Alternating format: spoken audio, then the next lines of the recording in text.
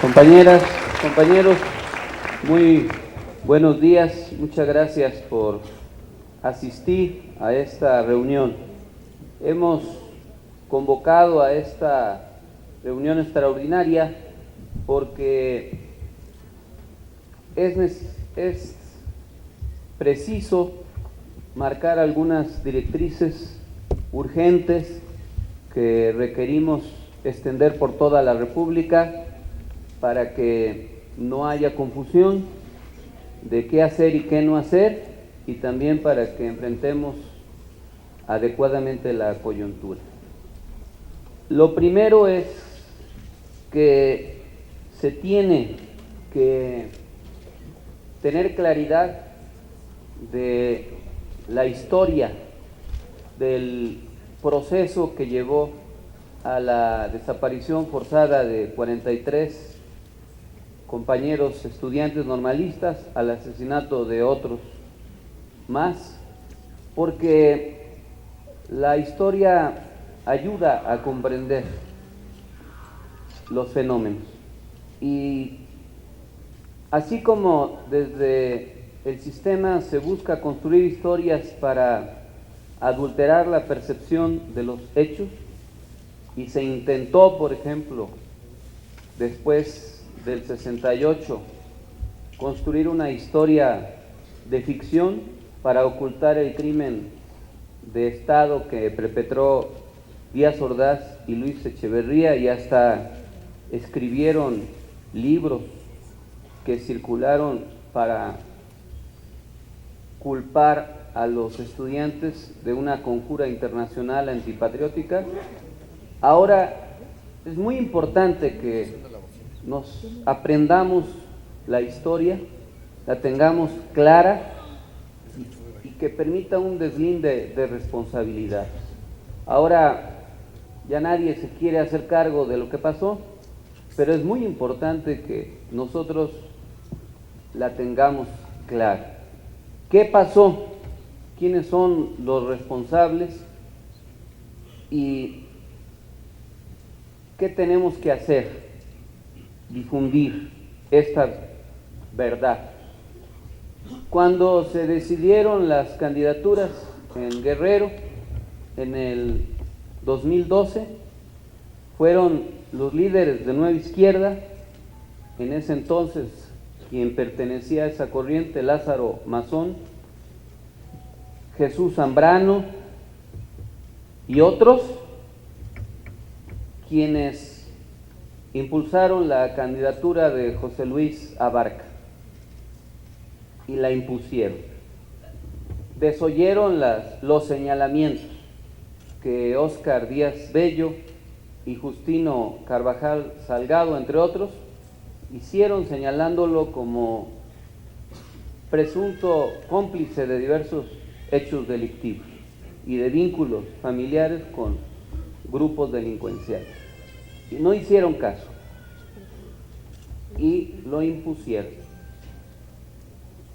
Tiene que quedar claro que sí se les señaló, se les dijo claramente, se les mencionó e ignoraron ese hecho.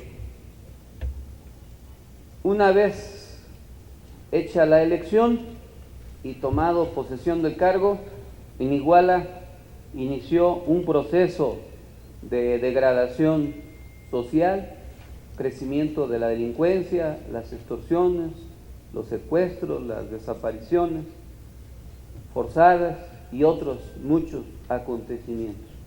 En poco tiempo se descompuso la vida en Iguala y eso generó un clima de confrontación al interior del ayuntamiento. Uno de los dirigentes que se opuso a José Luis Abarca, el síndico procurador, el compañero Justino Carvajal Salgado, fue quien hizo esos, entre otros, esos señalamientos, y primero, el 22 de abril del 2013, se le intentó levantar para secuestrarlo y quizás privarlo de la vida. Él era un hombre corrioso, fuerte, no logró escapar, no pudieron llevárselo y logró escapar y pudo salvar la vida. Pero no pasó mucho tiempo. Después, el 8 de marzo, fuera de su casa, fue ejecutado. Aquí está su viuda, la compañera Ave María, y su hijo Justino. Quiero pedir un aplauso para los compañeros porque son algunas de las víctimas de todos estos acontecimientos que tienen nombres, no pueden ser números nada más.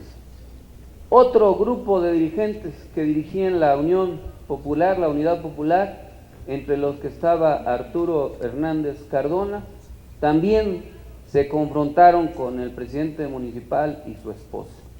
Y por lo mismo fueron varias veces amenazados. El 29 de mayo presentaron una denuncia por las amenazas de muerte de que habían sido objeto por parte del propio presidente municipal y su esposa. Debían ratificarla el 31 de mayo, por eso fue que el 30 de mayo a él y otros 7 compañeros los secuestraron, los privaron de su libertad, para que el 31 de mayo no pudieran presentar la denuncia correspondiente. Asesinaron a 3, a Arturo, a Rafael Banderas y Ángel Román, y pudieron salvarse 5 compañeros. 3 de ellos tuvieron la valentía, el valor de hacer las denuncias correspondientes: Nicolás Mendoza Villa, Héctor Arroyo Delgado y Efraín Amates Luna. Y se inició una batalla para que no cayera en el olvido este acontecimiento, esta tragedia que se sabía, se conocía existir. Aquí está Soledad Hernández Mena, una de las hijas sobrevivientes de Arturo. También pido para ella un aplauso. ¿De dónde anda? ¿Dónde estás? Ah, sí, es que no se puso de pie, no la veía. E iniciamos una batalla. Los dirigentes tenemos la obligación de no hacernos a un lado cuando hace falta, estar al frente y cumplir con las obligaciones. Y se corren riesgos, pero los principios hacen que se deba tener el valor necesario para enfrentar las injusticias. Y por eso se hicieron muchas cosas. Ahora no se puede negar, porque ahí está la historia de todo lo que se hizo. Las denuncias públicas en Acapulco mismo, el 2 de junio, la gestión ese mismo día con el secretario de gobierno. Pero también hubo esfuerzos institucionales. Dolores presentó el 5 de junio del 2013 en el seno de la Comisión Permanente y se aprobó pedirle a la PGR que atrajera el caso porque se presumía delitos federales. No fue solo ella, que ya como senadora tenía un peso político, fue la Comisión Permanente del Congreso. Y no fue una vez. Después de que aparecieron los cadáveres de nuestros 3 compañeros y que aparecieron los testimonios de los sobrevivientes, el 12 de junio del 2013 se volvió a aprobar otro punto de acuerdo, por unanimidad, pidiéndole al procurador Murillo Karam que atrajera las investigaciones. No son gestiones que no tengan valor jurídico. El 2 de julio del 2003, gracias a la gestión de la diputada federal Aleida Alavés Ruiz, acudimos a la oficina del procurador y durante 1 hora y media, desde las 8 de la mañana hasta las 9:30, en el 10º piso de Reforma 213, esquina Guadiana, en la sala de juntas, le expusimos lo que sabíamos y le pedimos, le insistimos. Ya se había solicitado por la Comisión Permanente la atracción del caso. No hubo respuesta positiva.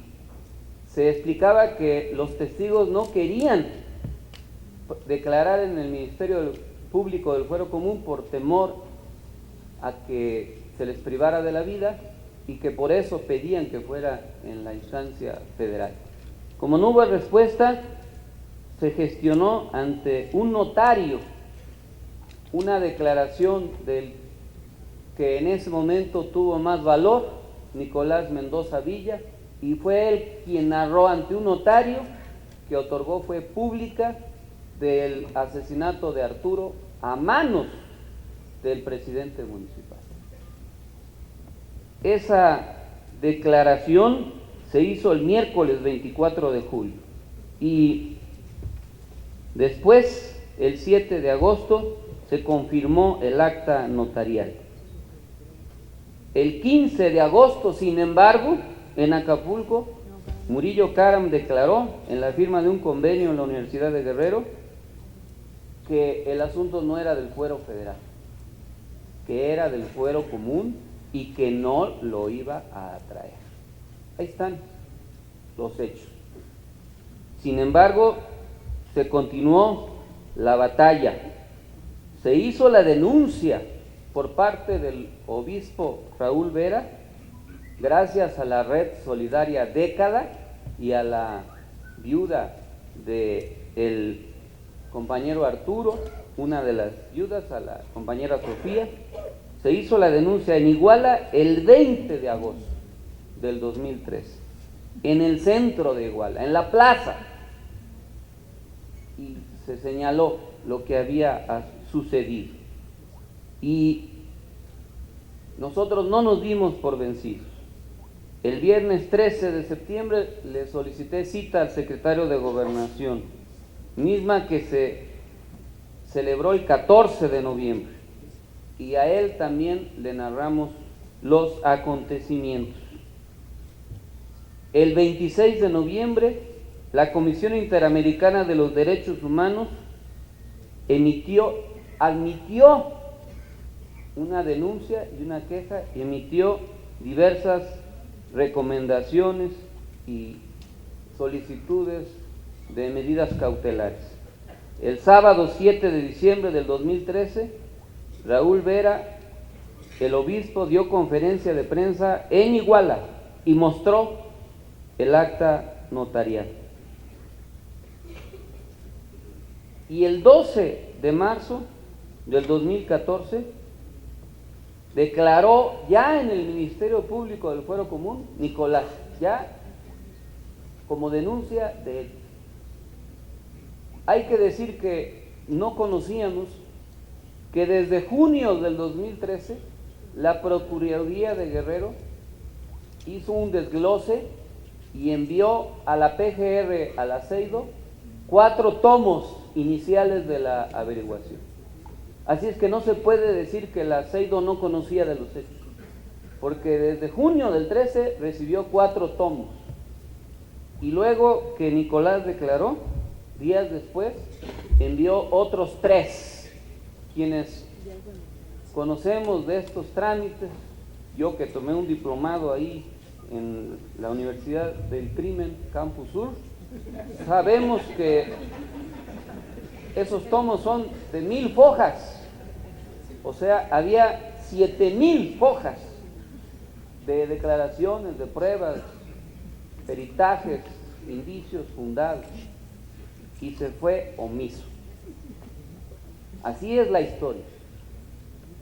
Y todavía una semana, y siguieron los asesinatos, las desapariciones, las fosas, todo lo que ahora está haciendo. Después del 7 de septiembre, en Guerrero, se asesinó al compañero Javier Evaristo Bautista en Ometepec había ganado las elecciones en Azoyú y se perfilaba como seguro presidente municipal. Por eso lo mataron. Y fue por eso que nosotros, se acordarán, en la Expo Reforma, el 27 de septiembre de este año, por la mañana hicimos la denuncia de lo que había pasado en Iguala, porque supimos desde el momento e hicimos la denuncia un día después. ¿Se pudo haber evitado esa tragedia? Sí. Hubo complicidades, encubrimientos, comisión por omisión, sí, desafortunadamente. Y se descuidó, hubo negligencia en toda esta etapa. Y se quería seguir encubriendo el hecho. A pesar de la gravedad, el 4 de octubre de este año, cuando instalamos el Consejo Nacional, una de las razones, y ahí están los videos de la conferencia de prensa por la que tomamos la tribuna, es porque la Nueva Izquierda no quería que se tratara el tema de Iguala en el Consejo, o querían que se tratara al final, ya cuando son las 5 de la mañana y todo el mundo está semidormido o a punto de ir. Logramos que se pusiera como el primer punto y se expulsara a José Luis Abarca. Y sin embargo, hubo ahí argucias legales. Pablo Gómez dijo que no procedía porque no se le había dado derecho de audiencia, y Jesús Ortega dijo que los jóvenes en parte eran responsables porque cómo se les ocurría haber ido a Iguala sabiendo cómo estaban las cosas por allá. Fue indignante. Por eso fue que ese día decidimos hacer público en la tribuna del Consejo toda esta reseña que les acabo de hacer. Y hay complicidades claras de la Nueva Izquierda en este caso. No se puede evadir esa responsabilidad. Y claro, debe haber algunas otras implicaciones.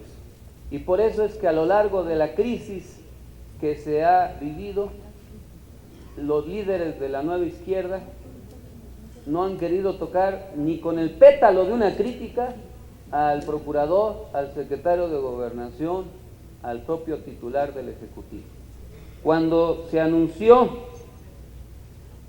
la licencia del gobernador Ángel Aguirre, se iba a leer un comunicado y yo propuse un anexo, un párrafo moderado que decía: el PRD considera que existen responsabilidades del gobierno federal y plantea la necesidad de que se evalúe la permanencia en sus cargos de los principales funcionarios responsables de la seguridad pública y la procuración de justicia a nivel nacional.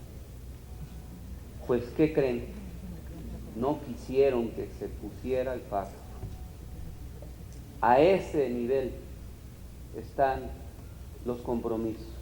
Por eso fue necesario que una vez concluida la conferencia de prensa de Navarrete, ahí mismo yo explicara por qué no estábamos de acuerdo y por qué queríamos que ese párrafo se incluyera. Nosotros no podemos ser omisos ante ninguna injusticia y siempre tenemos que estar trabajando para poder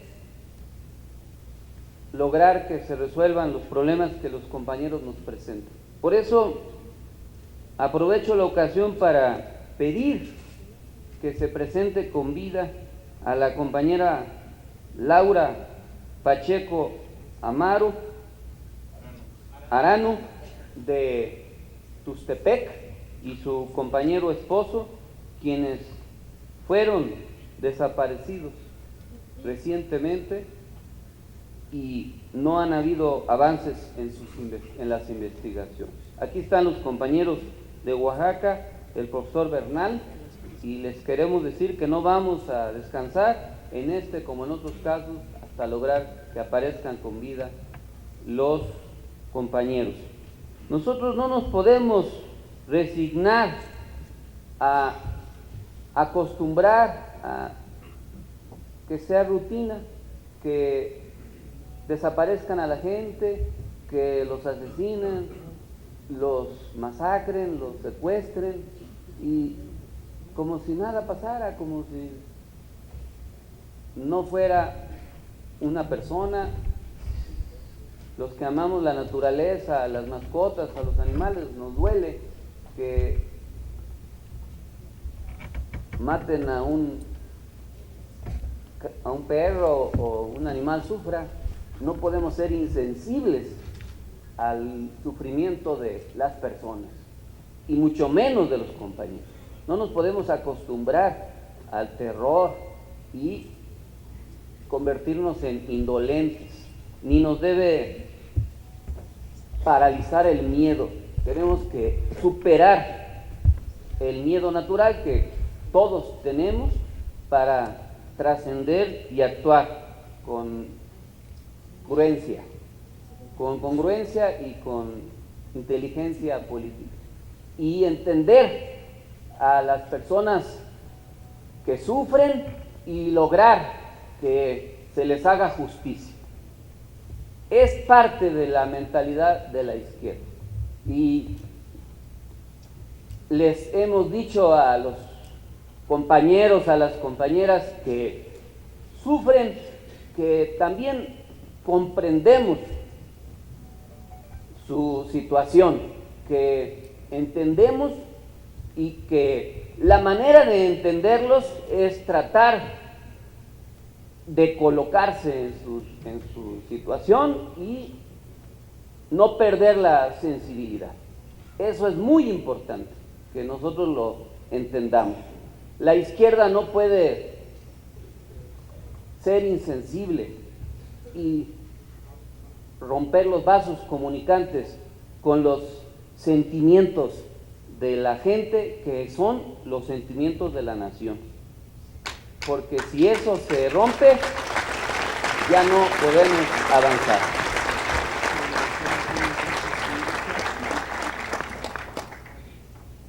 Y a los compañeros que sufren les hemos dicho que a veces hasta para llorar hay que tener valor.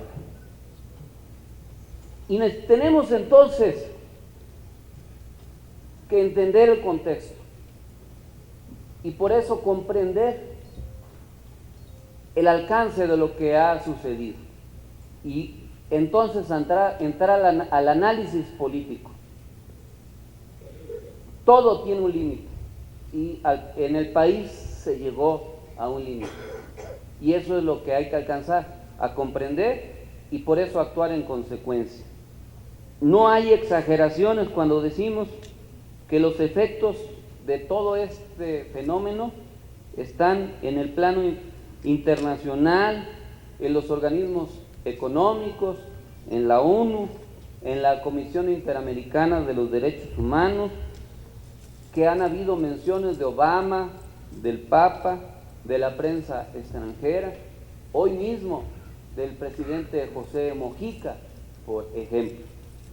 Y entonces comprender el significado que tiene este asunto. Y por eso nosotros nos debemos deslindar de la responsabilidad. No fue el PRD, fue la nueva izquierda. Esto es muy importante. No tenemos todos que cargar con la culpa ni con las responsabilidades de ellos, y ellos debieran asumir su responsabilidad y no querer descargar en el PRD la responsabilidad que tienen de lo que hicieron y lo que dejaron hacer.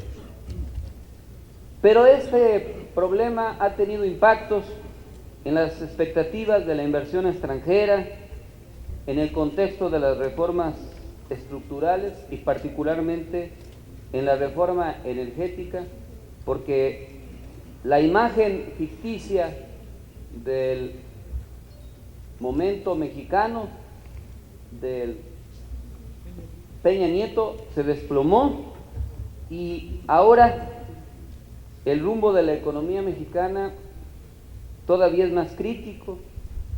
Se ha reconocido una reducción más de la tasa de crecimiento económico, ya se aceptó, como dijimos, que cuando mucho 2.1, y el modelo del régimen de Peña Nieto en materia de seguridad pública y procuración de justicia, con la cobertura mediática correspondiente de la dictadura perfecta se hizo añicos. El desgaste que estaba teniendo este fenómeno se agudizó porque para la opinión pública no hay diferencia entre la estrategia de seguridad de Calderón y la de Peña. Es más, ahora es peor la de Peña que la de Calderón. Se está deteriorando la política económica neoliberal y no debemos dejar que la indignación se convierta en escepticismo ciudadano, porque eso va a fortalecer a la derecha autoritaria. Tenemos al contrario que la indignación traducirla en organización y conciencia social y política. Y de una vez por todas convencer a la mayoría que la raíz de todo es la injusta política económica. La derecha panista es corresponsable de esto. El PRI está implicado y se está cuestionando el proyecto de restauración autoritaria del presidencialismo con control multipartidista.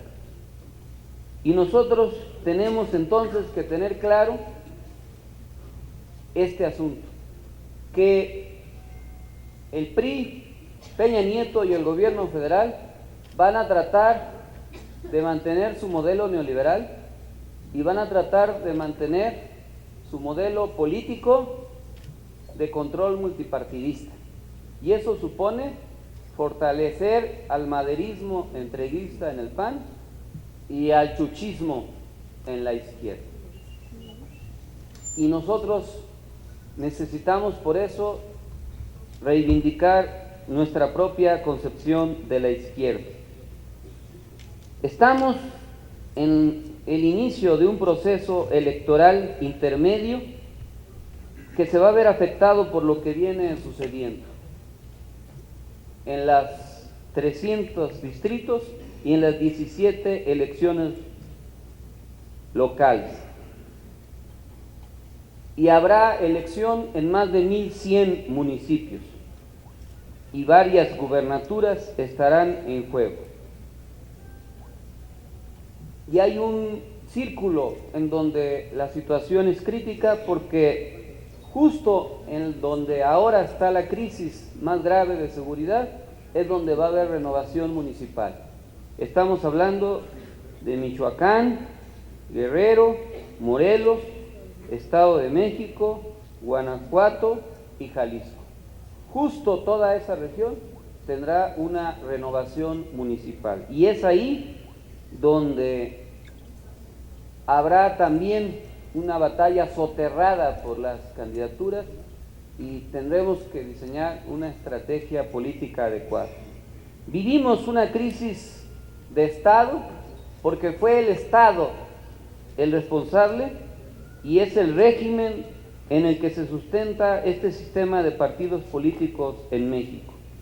Tenemos que detectar el pulso de la sociedad porque existe la percepción generalizada de una vinculación profunda entre la delincuencia organizada y la clase política en los 3 niveles de gobierno y el resto de los sectores determinantes del rumbo de la nación, los empresarios, algunos medios de comunicación, las organizaciones sociales y hasta el mundo del espectáculo.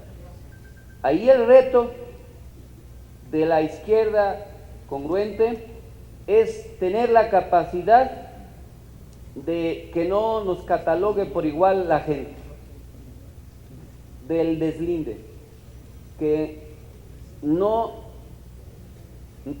nos consideren cómplices, que tengamos la capacidad de comunicar que somos diferentes y que no solo no nos hemos opuesto, no solo no nos hemos vuelto cómplices, sino que nos hemos opuesto a todas estas prácticas pragmáticas. Por eso es también muy importante entender la irrupción juvenil y la renovación que al respecto se requiere. En todo este marasmo, el paro en el Politécnico Nacional, la izquierda lo pasó de noche y no tuvo la capacidad de opinar e influir. Por eso debemos preguntarnos cuál es el futuro del conjunto de la izquierda mexicana y en específico de algunos de sus componentes. ¿Cuál será el futuro de la izquierda partidaria, del PRD, del Movimiento Ciudadano, del PT y de Morena? Tenemos que rescatar de las organizaciones partidarias la parte sana. No podemos renunciar a lo que ha costado muchos sacrificios, a los espacios legítimos que se han ganado en base al esfuerzo, al trabajo, al sacrificio. Pero también tenemos que reconocer que hay un espacio más allá de la izquierda partidaria en donde nosotros tenemos que tener claridad, porque en esta coyuntura se ha reavivado la opción de algunos grupos que creen en la vía armada para el cambio. Nosotros no compartimos esa estrategia, pero es parte del problema. No podemos dejar de mencionar que existe ese problema y que también se han fortalecido grupos antisistémicos de diversos signos que tienen tácticas diferentes para enfrentar los procesos políticos. Pero también es muy importante que veamos cómo desde el Estado, desde el gobierno, se puede estar armando una provocación y estemos alertas. Hoy veía las fotos de un par de encapuchados a bordo de un camión del ejército con ropas de civil junto con otro grupo de encapuchados, y ese mismo par de encapuchados momentos después lanzando bombas molotov e incendiarias en las movilizaciones. ¿Qué hacían vestidos de civil, embosados a bordo de un camión del ejército, en donde las fotos que se publican en las redes sociales ubican el número, la matrícula del camión?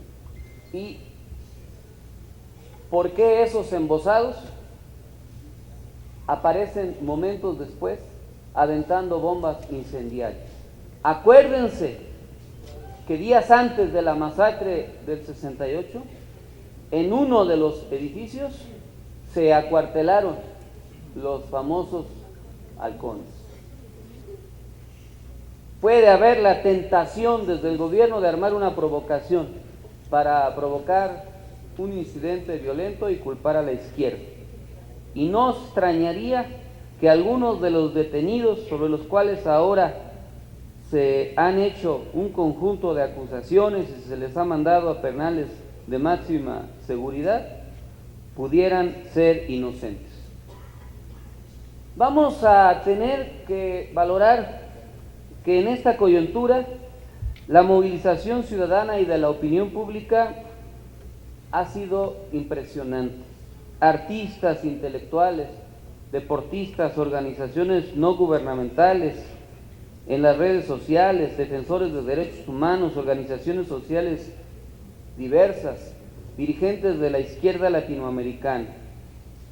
Y ante todo este fenómeno, tenemos que discutir qué hacer, porque el gobierno ha tratado, junto con sus ayudantes de los partidos del PAN y del PRD, de operar para mediatizar la inconformidad.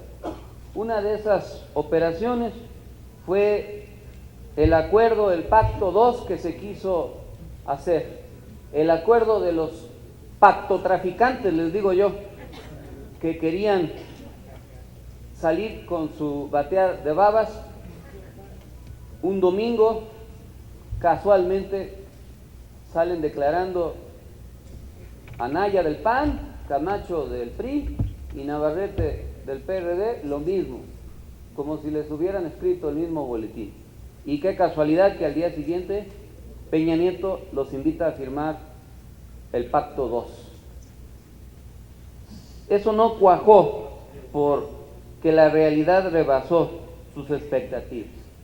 Pero por eso es muy importante fortalecer el polo progresista ciudadano, porque es una alternativa diferente, que nosotros tenemos que tener claridad de cómo articular y cómo desarrollar.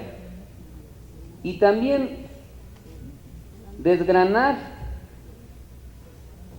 que desafortunadamente ante la crisis, la dirección de nuestro partido, la coalición que domina la dirección del partido, ha actuado desafortunadamente. Después, y hacer un recuento también, compañeros, de que todo tiene su historia, que desafortunadamente se ha enquistado en el PRD una fuerza moderada porque el gobierno les ha ayudado. Después de la sucesión presidencial del 2006, cuando se mantuvo la unidad de la izquierda y se creó el Frente Amplio opositor, se tuvo incluso la capacidad de detener la reforma energética, porque hubo unidad de las izquierdas, porque Andrés Manuel mantuvo el liderazgo y se pudo crear la Convención Nacional Democrática y se lanzaron muchas iniciativas.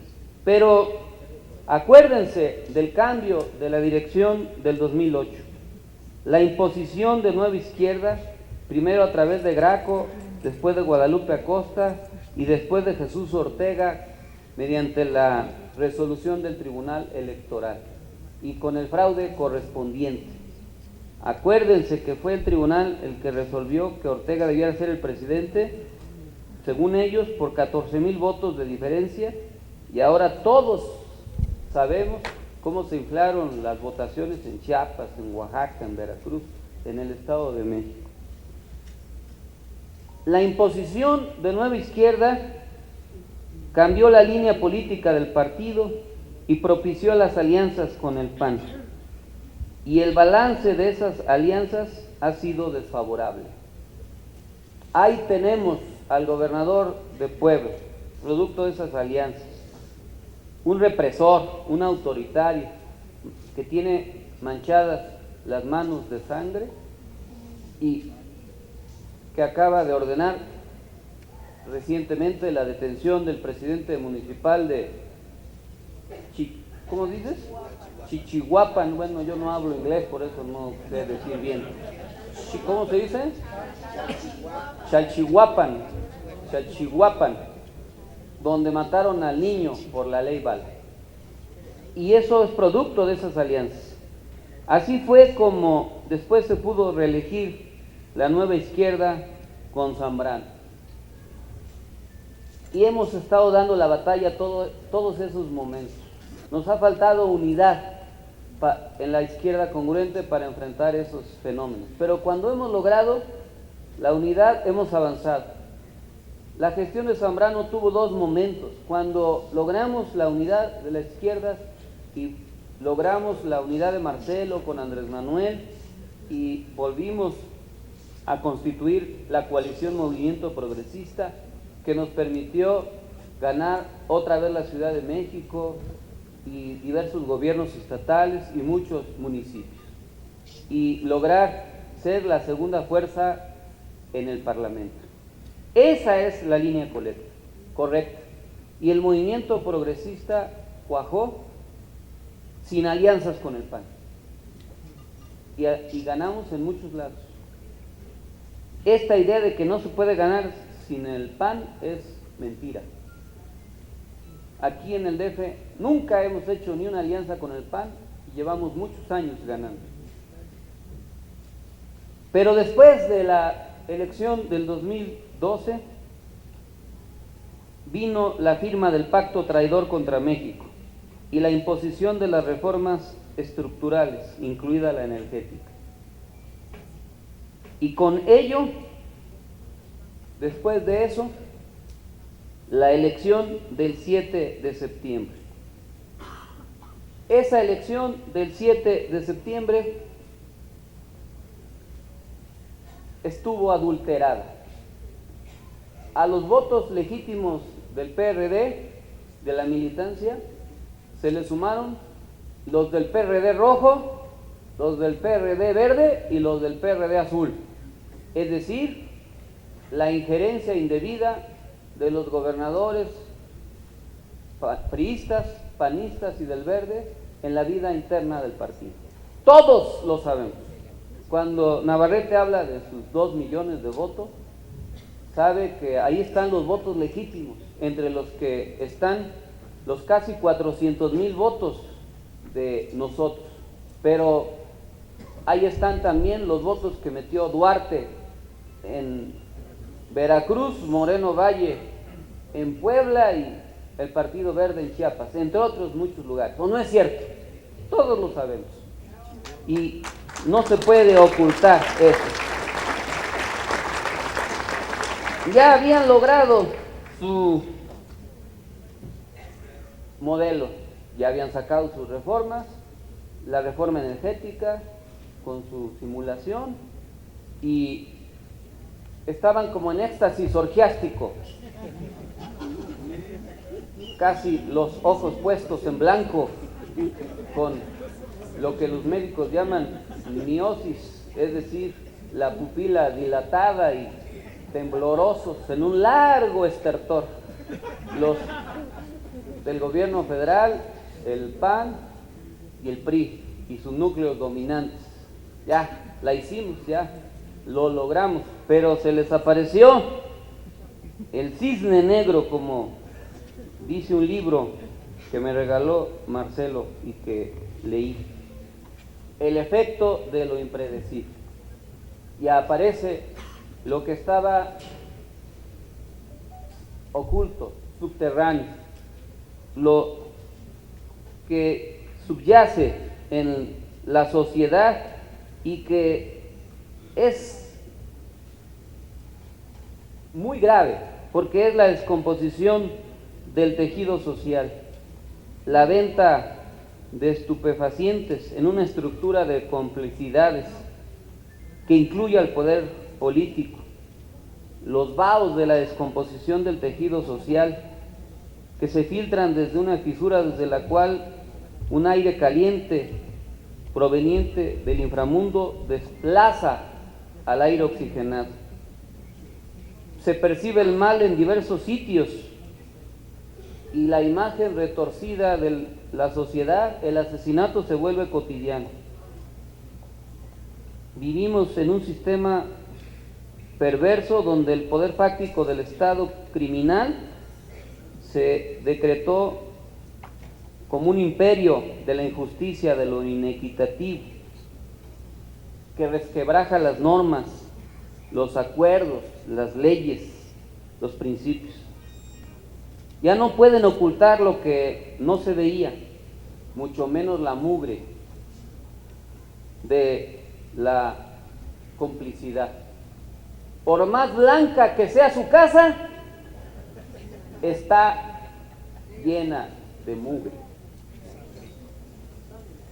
Y es la exhibición clara, diáfana, del modelo en el que se cimienta esa mansión. Esa mansión está cimentada en las fosas que hay por todo el país, donde se apilan cientos de cuerpos calcinados, cuerpos de personas que desaparecieron sin testimonio, en donde el miedo hace que sus deudas ni siquiera los reclamen. Y podríamos hablar horas de todo esto, de cómo la juventud vive o sobrevive atosigada entre la carencia y la avidez de la aceptación social que no les ofrece el sistema, y cómo la creatividad criminal llega a lo inenarrable, a la disolución en ácido fosfórico de los cuerpos, en tambos. No hemos perdido nuestra capacidad de asombro. Por más que la muerte sea ahora una colección de cifras y que la disputa por los territorios sea lo que prevalece, ni el final precoz de muchas vidas. Y en los diarios aparece cotidianamente en todo el país la tragedia griega aquella de la Oriestada de Esquilo, que hablaba de la descomposición, es nada comparado con lo que estamos viviendo, y no es una exageración. Se vive una profunda pasión negra, oscura, siniestra, que se satisface entre la sombra y la tenebra. ¿Dónde, en qué país hay más de 130,000 muertos y desaparecidos? ¿En qué otro lugar del mundo está pasando eso? Pero además no se detiene el baño de sangre, el horror de los desollados vivos, la crueldad,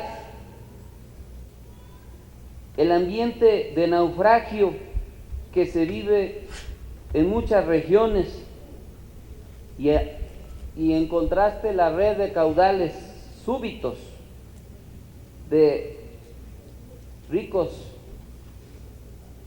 insospechados.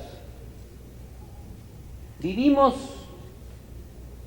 padeciendo un cáncer social en donde lo que se está imponiendo es la supremacía de las balas. Nuestra sociedad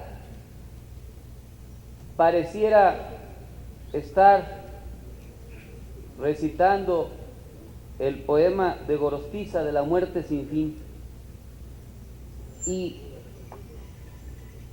esta muerte tiene engendros increíbles,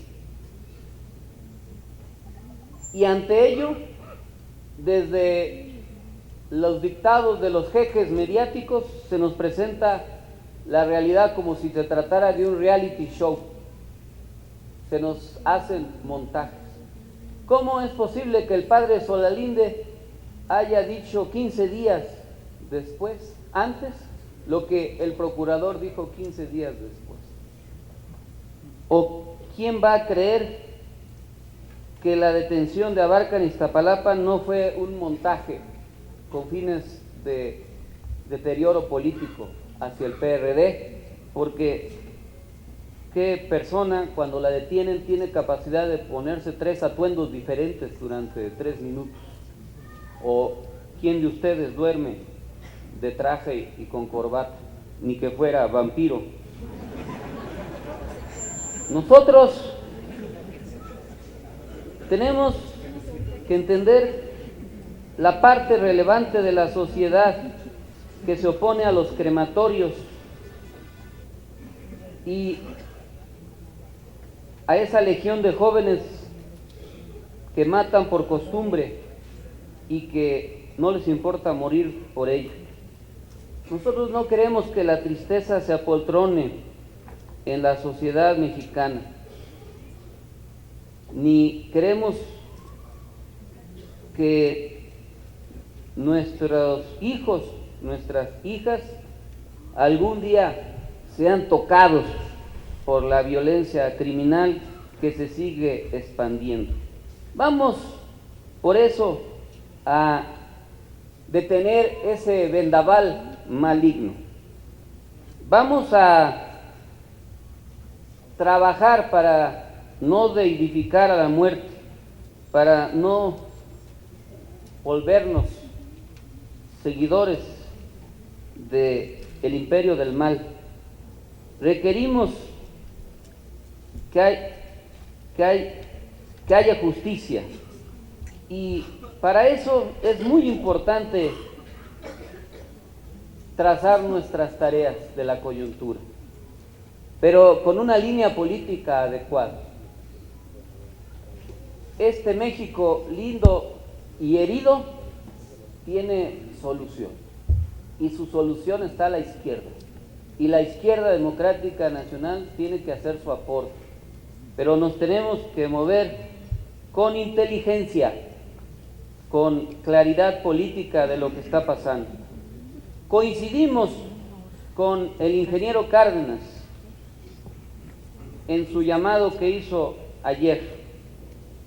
Nosotros el 5 de febrero de este año pasado, o de este año, en Querétaro, ya habíamos lanzado una proclama, allá se acordarán, en donde decíamos o dijimos: queremos una constitución que no sea reformada a complacencia de intereses particulares, sino una nueva constitución que retome la identidad cultural y el espíritu nacionalista de los mexicanos.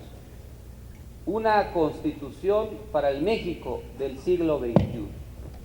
Por eso coincidimos con el llamamiento que hizo ayer el ingeniero Cárdenas. Estamos en esa línea, en esa directriz, y no compartimos la simulación para oponerse a la reforma energética, porque por un lado hicimos la campaña de firmas, pedimos que se hiciera la consulta, y la parte moderada del partido en la Cámara de Diputados vota a favor de la ley de ingresos, en donde el núcleo de la ley de ingresos es el fondo petrolero de la reforma energética. Pues, ¿estamos o no estamos? Nosotros sí nos oponemos, y por eso vamos a ir a la Comisión Interamericana de los Derechos Humanos a presentar la denuncia, porque Navarrete ya lo anunció, pero no creo que lo vaya a hacer. Nosotros sí, y requerimos prepararnos para ese fin y trabajar en toda esa tarea, porque lo que está de por medio es el futuro del país. Vamos a coincidir con Juan Carlos Monedero, cofundador e ideólogo del partido español Podemos, que ha venido a romper el bipartidismo de la monarquía parlamentaria de aquel país. Él dijo recientemente en una entrevista publicada en un diario de circulación nacional que los mexicanos ven que los partidos políticos que deberían formar parte de la sociedad civil se vuelven parte del Estado, que ya no son parte de la solución, sino del problema, que el entramado institucional está corrompido, con la gente desconfiando de los jueces y de la policía, que el poder siempre se ocupa, y en ausencia de un poder institucional, es el narco el que está ocupando ese poder en México. Eso solo se solventa con una sociedad civil que vuelva a tomar las riendas de su destino. El narco puede comprar a los partidos políticos, dice él, pero no puede comprar a todo el pueblo. La solución a los problemas de México tiene que nacer necesariamente de la sociedad civil. En México es evidente que hay partidos que nacieron para pelear contra el régimen corrupto del PRI y el régimen corrupto del PAN, pero que al final ellos mismos se corrompieron. Por lo tanto, la solución en México pasa por librarse de todo ese lastre y comenzar algo nuevo que no puede cometer los errores que cometió esa parte del PRD, que es la nueva izquierda. Sí coincidimos con él en eso, y por eso coincidimos en que no nos podemos autoengañar. Hay un 40 y tantos % de negativos hacia el PRD al inicio de una campaña electoral. ¿Y cómo revertir esos negativos? Por eso es correcta la posición del ingeniero Cárdenas y otros cuando piden la renuncia de Navarrete, porque eso permitiría que no se identifique al PRD con Nueva Izquierda y que eso permita un reposicionamiento. Pero están aferrados, como si en ellos se les fuera la vida, a los cargos, y no tienen cargos de conciencia. El único cargo que les importa es del que sobreviven y se reproducen. Por eso, pero podemos encontrar una solución. Si tanto cariño le tienen a su puesto, pues que se lo queden, pero se podría crear una coalición de las izquierdas, como lo mandata el Congreso, para ir a las elecciones del 2015. Una coalición de las fuerzas progresistas, democráticas y de izquierda en el país. Y que quien coordine esa coalición sea el ingeniero Cuauhtémoc Cárdenas. Esa puede ser la solución. Manuel Camacho, quien pasa ahora por un trance difícil de salud, fue el coordinador del movimiento progresista y fungió muy bien, excelentemente bien, y nos ayudó muchísimo en el reposicionamiento de las elecciones del 2002. Encontremos esa solución.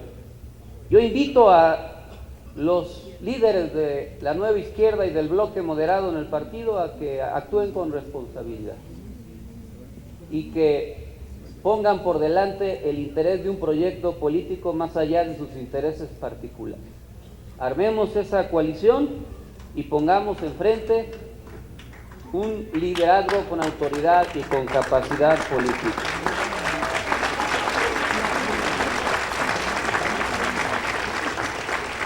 Juan Villoro recientemente propuso en una entrevista que la alternativa es un frente cívico y tiene que ser uno que en su misma forma de lucha prefigure la sociedad que desea. Es correcto. Eso supone también recuperar la unidad de las izquierdas, pero pasa también porque nosotros cumplamos con nuestras tareas, con nuestras responsabilidades. Fortalezcamos el polo progresista y ciudadano. Aunque nos veamos guadalupanos, citémonos para el 13 de diciembre, que es sábado, para, junto con otros muchos actores de la sociedad, promovamos la constitución del polo progresista y ciudadano, más allá del PRD, más allá de los partidos. Vamos a trabajar en esa dirección. Fortalezcamos a la izquierda democrática nacional en la perspectiva del 2015 y trabajemos en la organización y en la presentación de nuestras candidaturas. Que la indignación no se vuelva abstencionismo, porque eso fortalecería a la derecha autoritaria. Pero para eso requerimos actuar con eficiencia. Supone deslindarnos de quienes nos llevaron a esta situación, pero al mismo tiempo esmerarnos en cumplir con nuestras responsabilidades. Entiendo muy bien a compañeras y compañeros que no se sienten a gusto, que han perdido su identidad, porque ante tanta incongruencia de los liderazgos formales del PRD, pues se hartan y ese hastío los lleva a segregarse o a renunciar. Nosotros no debemos actuar individualmente, tenemos que actuar como equipo. La IDN ha crecido y sigue creciendo. Los espacios que ganamos en el Consejo Nacional, en los consejos estatales, en los comités, ahora en los municipales, son espacios legítimamente obtenidos, resultado del trabajo de base, y no tenemos por qué renunciar a ellos, porque además son instrumentos para beneficiar a la gente. No debemos facilitarle a nuestros adversarios su trabajo, que quisieran que no existiéramos, que no les restregáramos sus verdades un día y el otro también. Vamos a trabajar para eso. También no podemos ir al pragmatismo excesivo, absoluto. Hoy se está celebrando el Consejo Estatal del Partido en Sonora. Y nos decía un compañero nuestro, es que si hacemos la alianza con el PAN en Sonora, a lo mejor ganamos Empalme. Yo le dije, bueno, entiendo que tengas esa aspiración, pero acuérdate que hay unos líderes yaquis presos por el gobierno panista de Padres. Acuérdate que el gobierno panista de Padres construyó el acueducto Independencia para quitarle el agua a los yaquis desde Cajeme hasta Hermosillo, y que esa agua iba a dar a un rancho que tenía su presa privada del propio gobernador. Y acuérdate que el gobernador encubrió la contaminación del río Sonora, que además promovió el cobro de un impuesto que allá le llaman el común. Bueno, entonces, ¿con qué cara te le vas a ir a presentar a los electores diciendo que voten por ese partido? Nada más porque piensas ingenuamente que Empalme se puede ganar así, que la izquierda no puede reconstruir o construir su propia alternativa. No podemos hacer alianzas con el PAN.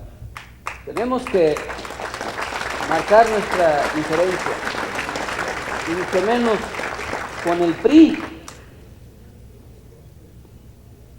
ni prestarnos a complicidades con el PRI. Esos priistas que se desgarran las vestiduras porque alguien quemó la puerta o intentaron quemar la puerta mariana del Palacio Nacional. ¿Y los quemados del ABC? ¿Y los quemados del Casino de Monterrey? ¿Y los incinerados en las otras fosas en Iguala? ¿Esos qué?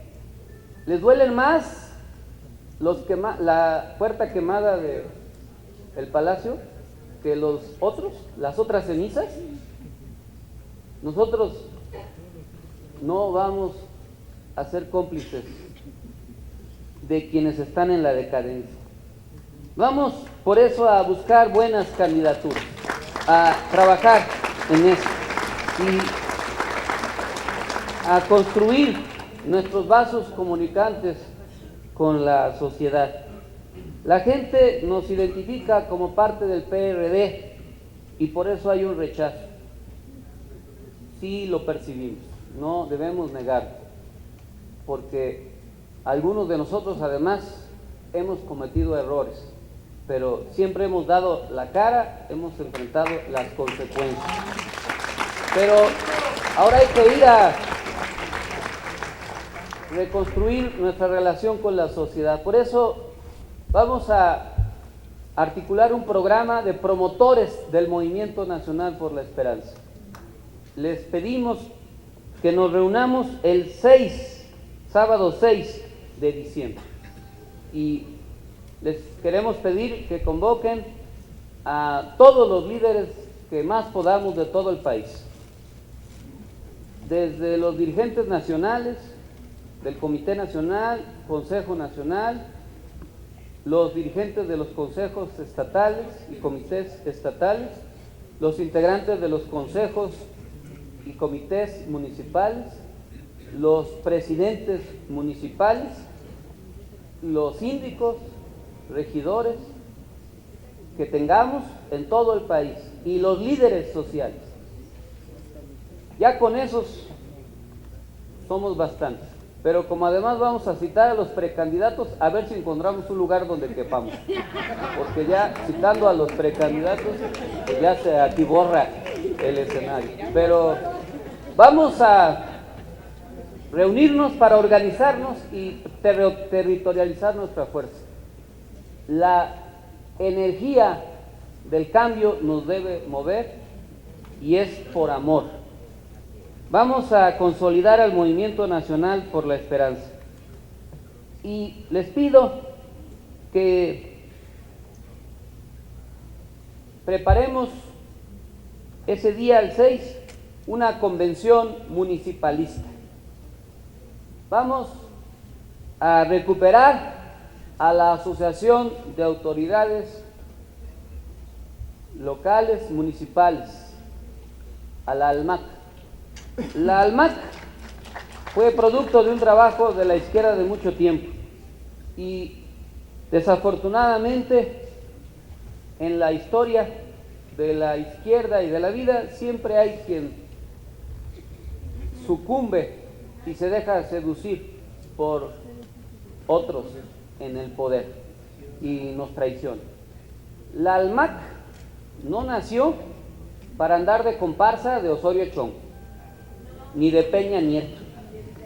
Para eso no es la Asociación de Autoridades Locales Municipales. Y por eso vamos a organizarnos. Les pido que convoquemos a nuestros compañeros de los municipios para rescatar nuestra estructura municipal. Que el 6 de diciembre retomemos ese trabajo, porque ahí va a ser nuestro bastión de resistencia. Se avecina un invierno crudo políticamente hablando en los meses por venir. Y para resistir, lo mejor es la base. Aprendamos de la naturaleza. ¿Dónde está nuestra base? En el territorio, entre la ciudadanía. Ahí están nuestras raíces. Seamos como las plantas que saben sobrevivir en el estiaje porque su raíz sobrevive. No perdamos nuestra raíz porque entonces sí nos marchitamos, languidecemos y morimos. Cuando vengan los nuevos tiempos, la primavera democrática, recuperaremos el follaje que perdamos en la época difícil.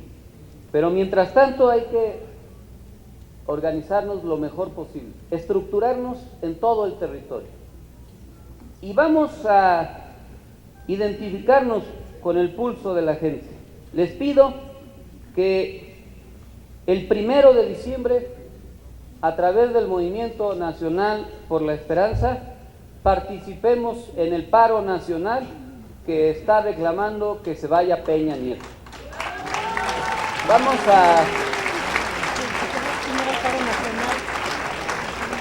involucrarnos con la gente. No tenemos por qué creernos la vanguardia.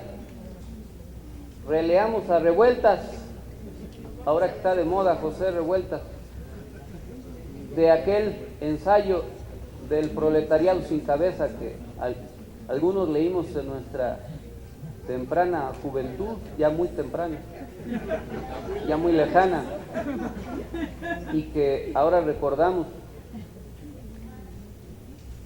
vamos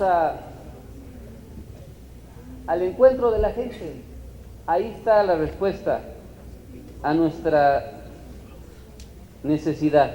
Vamos a construir un nuevo sistema político, de la indignación social a la alternativa de cambio. Articulemos el Frente Cívico. Seamos una organización nacional territorializada y articulemos una estrategia político-social electoral basada en los sentimientos de la nación y en los deseos de la renovación de los jóvenes y en los anhelos de las mujeres, como núcleo o como pilar fundamental. Muchas tareas hay que cumplir. Pronto en la vida interna se tomarán decisiones. Vamos a mantener nuestra posición y la vamos a defender. Vamos a ir con nuestra línea a todos los consejos estatales, vamos a seguir participando en los consejos municipales, estaremos en el Consejo Nacional del 28 y 29 de este mes, donde se va a aprobar la convocatoria para la elección de candidatos a diputados federales. Varios de nuestros compañeros no están aquí, por ejemplo los michoacanos, algunos, porque hay consejo estatal hoy en Michoacán. Vamos a trabajar para postular buenos candidatos, vamos a lograr los mejores resultados, pero también vamos a tener que hacer de aquí entonces un estudio profundo de lo que siente la gente para identificarnos con ellos. Eso implica un esfuerzo sistemático, serio, profesional, para orientarnos adecuadamente. Mientras tanto, pues no hay tiempo que perder. Después de esa fecha, el día 1 al paro para que se vaya Peña y haya justicia. El 6, la Asamblea Nacional masiva que vamos a hacer como equipo político. El 13, la constitución del Polo Ciudadano, y ya luego vemos el 24 de diciembre qué asamblea organizamos para que no se aburran. Muchas gracias, compañeras y compañeros.